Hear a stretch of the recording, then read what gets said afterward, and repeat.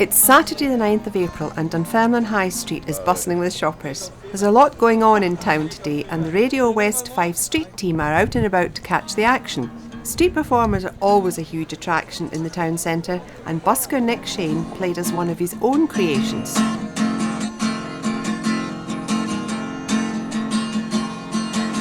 was a liar all around town, but really tired with the shutters down and will believe a single word you say.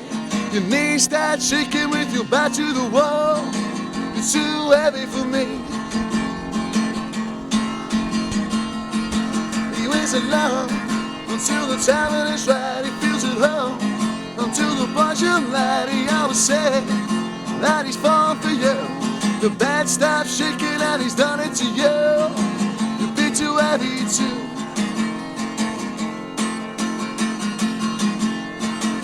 Don't tell me, I know what you'll say. You need time to just piss it away. And how long till you're back on your knees and love through like a cool summer breeze. Ooh.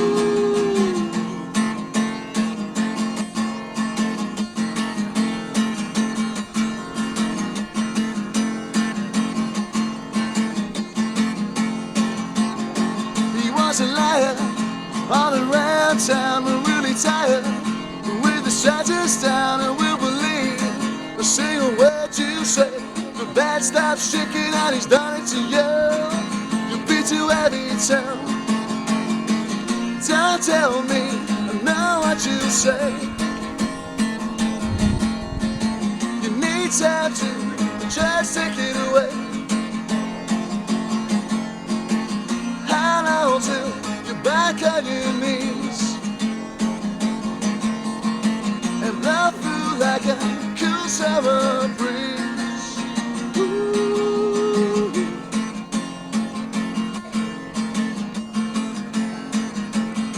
Nick Shane there, a very talented man, but be careful if you're trying to learn more about him online.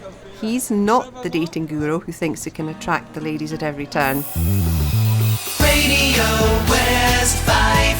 One thing we ladies do find rather attractive, however, is a man in a kilt, especially when the man wearing the kilt is Piper Brian Kelly.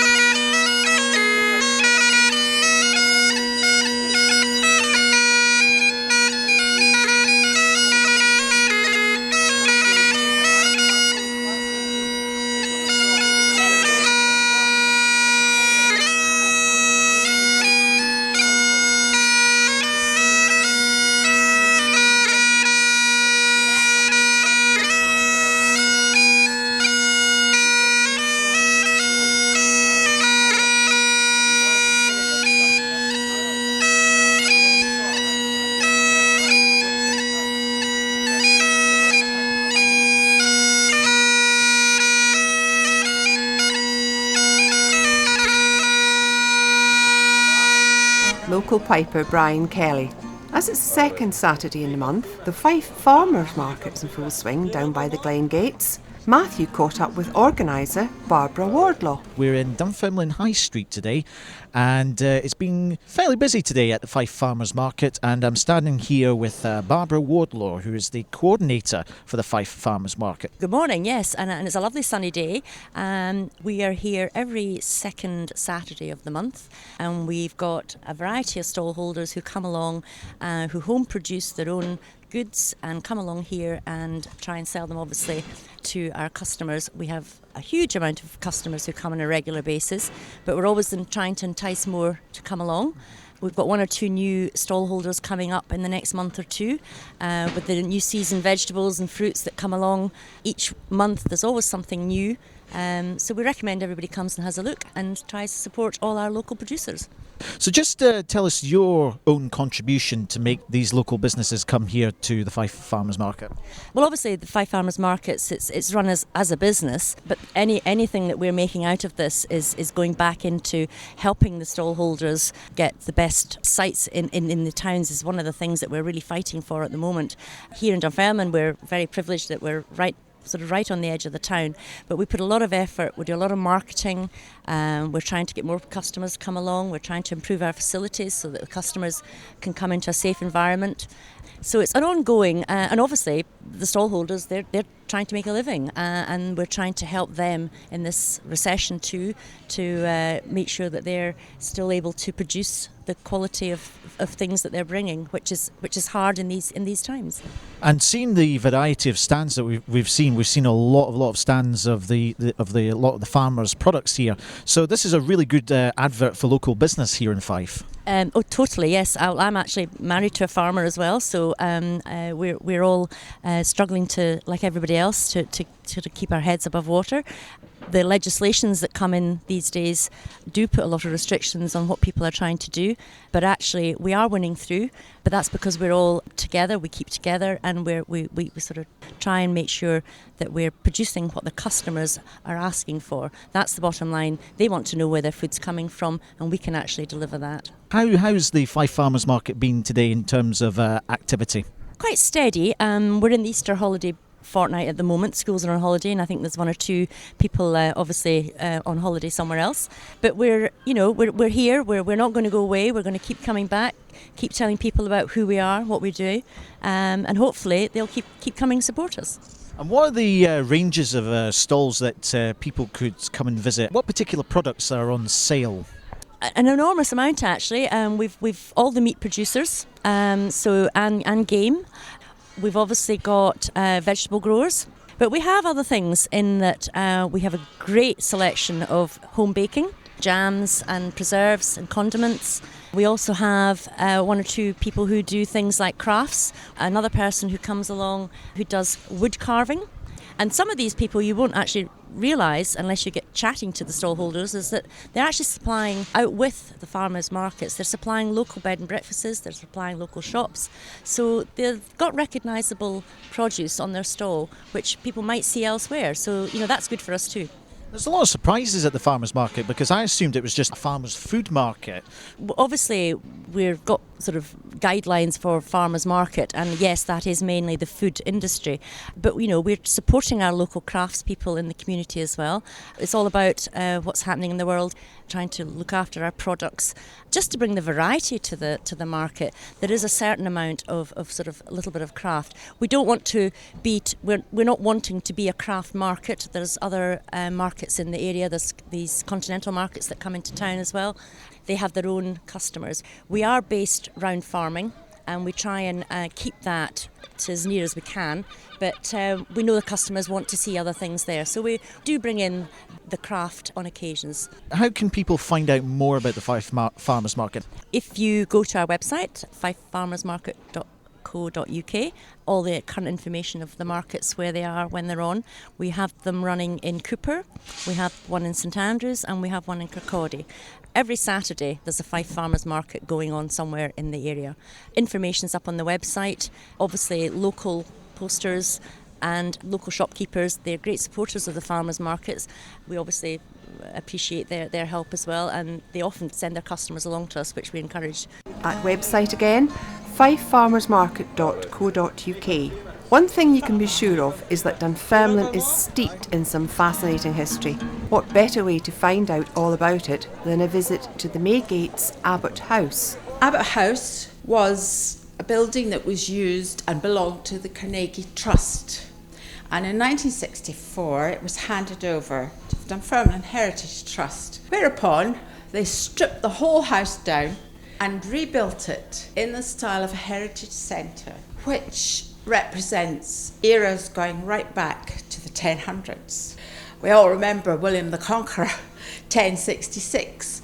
Well, that's when Queen Margaret came and reigned here with her husband.